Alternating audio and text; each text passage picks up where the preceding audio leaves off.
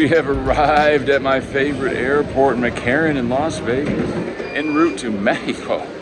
Mexico. There's no X in Mexico. First class all the way, baby. Just burning money. You only live once.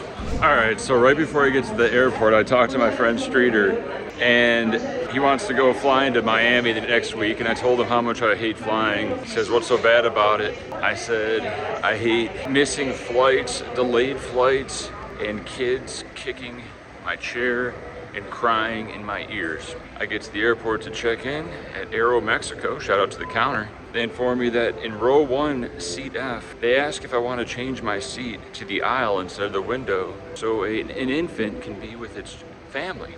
An infant with its family. In first class, how would me being on the window interfere with an infant being with its family? I'm trying to do the math on this one. I say, hell no, it's my window seat. Keep that infant away from me and kick him off the plane if he starts crying. This isn't Neeme, there are rules. They laugh and say, oh no, you can keep your window seat, no problem. Go through TSA pre-check security. We get here and they call my name on the loudspeaker. I go up to the gate and they inform me that they've changed my seat. I'm now in row 2, window seat, so the infant can be with its parents directly in front of me. Is this better? Is this worse? Only one way to find out. It's out of my control. Please no crying. Please control your child. Please ban kids on all flights going forward.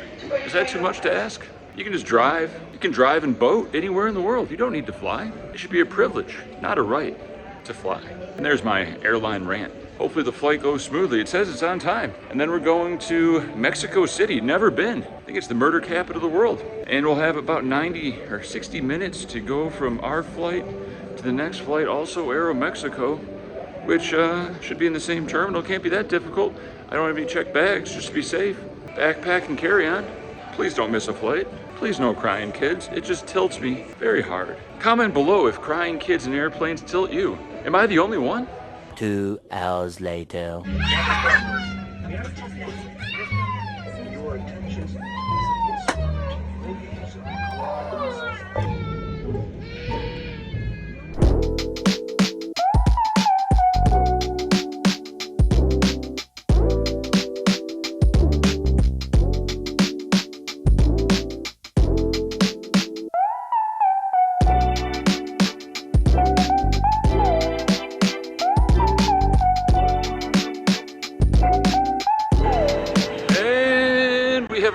In Mexico City. I seem to be the only Caucasian here and people are all shorter than me. Strange. Doesn't seem to be much translation to English on any of the signs, so we're gonna try to find our gate. We have less than 1 hour to board. Let's get there.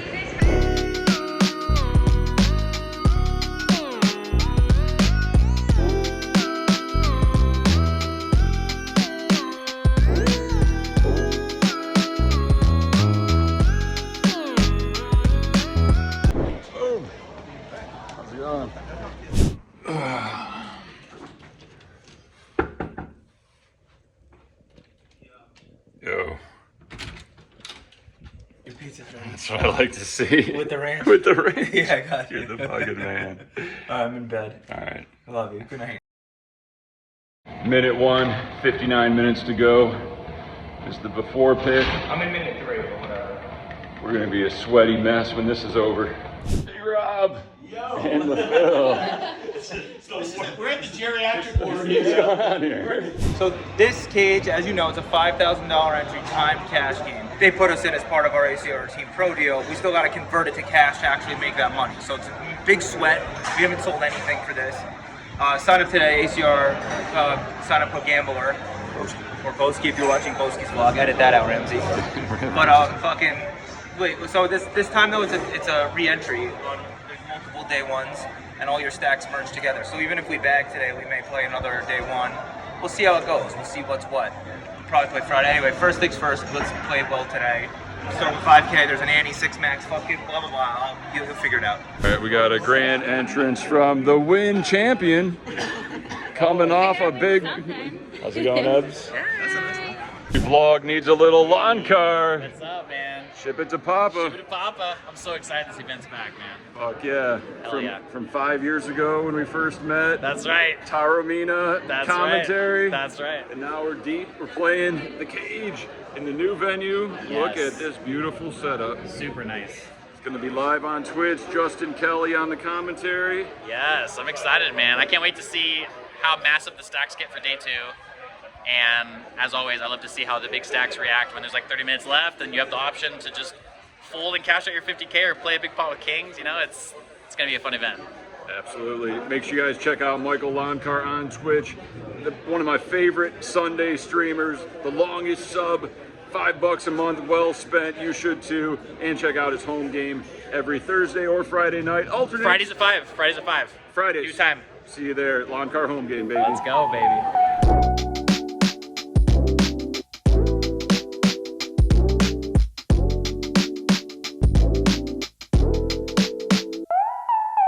And we have made it to the first break. Table draw, not great, not horrible. We got I'm the Nuts, Chris Oliver on my right. We have the manager of this poker room to his right. On the other side of the dealer is Nacho Barbero. It is the year of the Nacho, but not on my watch. Next to him is Renee, and that's gonna be it because we're 5-handed. The 6th person got moved. An interesting hand comes up with blinds at 15-30 with a $5 ante. We're in for 5,000 with a 5,000 add-on ready to go whenever I want to cash it in or bust. Casey from Storage Wars opens to $75. Nacho calls, Button calls. Chris Oliver squeezes large, $650 to go from the small blind. We're in the big blind with Ace King offsuit. What do? Time to get busy living or get busy dying. We put in that cold 4-ball, short-handed, deep stacked, cash game tournament hybrid, only at the cage. Make it 1,700 to go. Action folds around to Chris Oliver, who shoves all in, having us covered. We put in the call, and he shows Ace King. We flop the backdoor free roll. Let's get there. $10,000 pot. Okay, you can keep that. Oh, free roll. Then. Nice.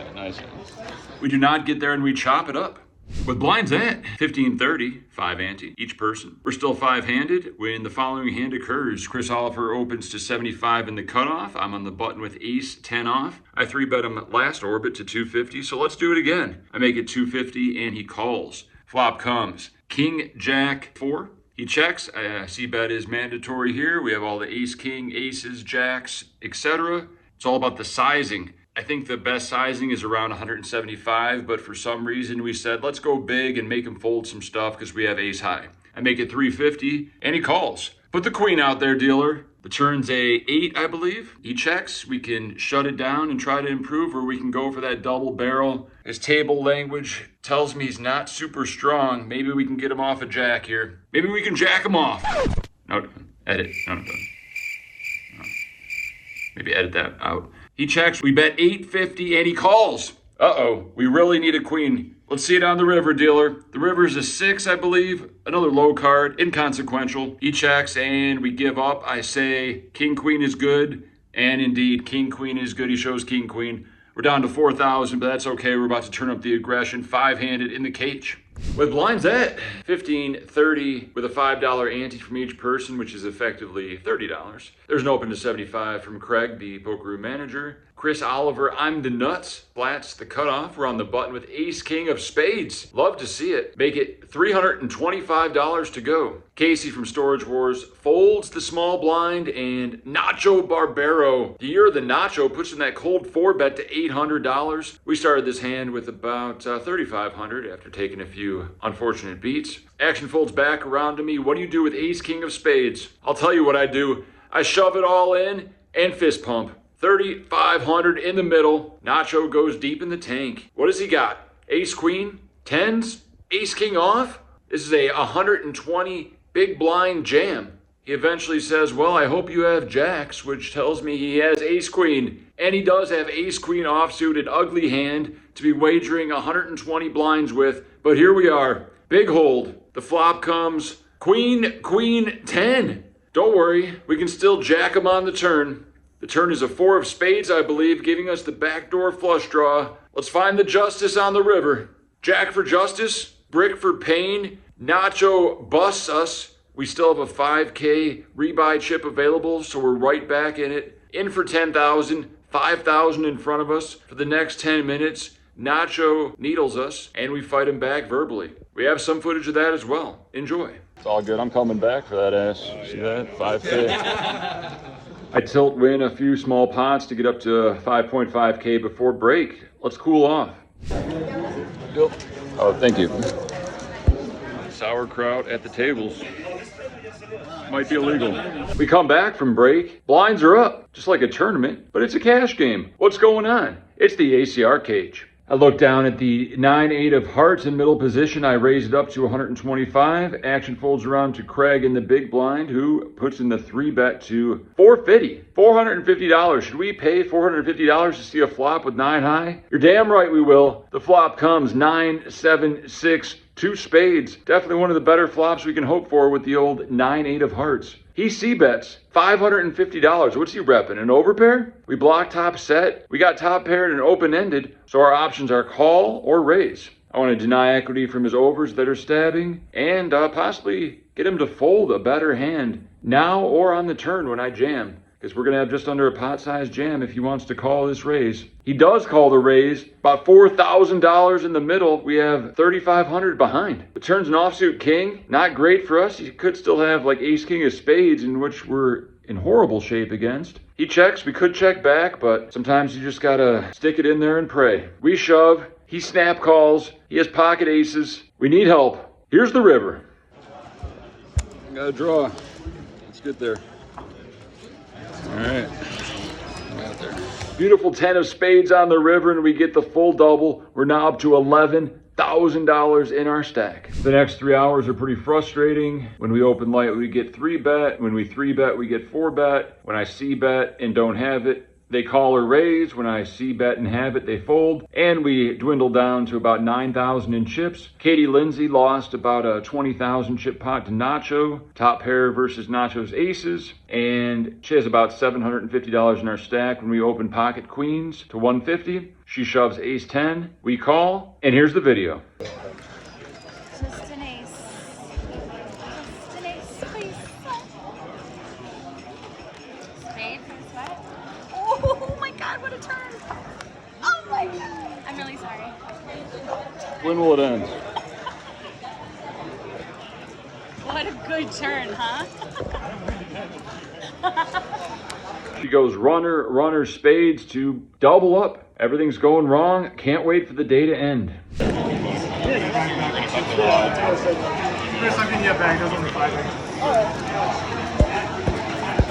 Eventually the day does end and we bag up $8,220 from our $10,000 investment. Not great, but could be worse. We could have just lost to pocket aces and had $0, so let's be grateful. And let's go to the players party for the cage, which is also Phil Nagy's birthday party. Happy 51st, Phil. Let's enjoy some good food, good music, and good times with the fellow pros and cage attendees.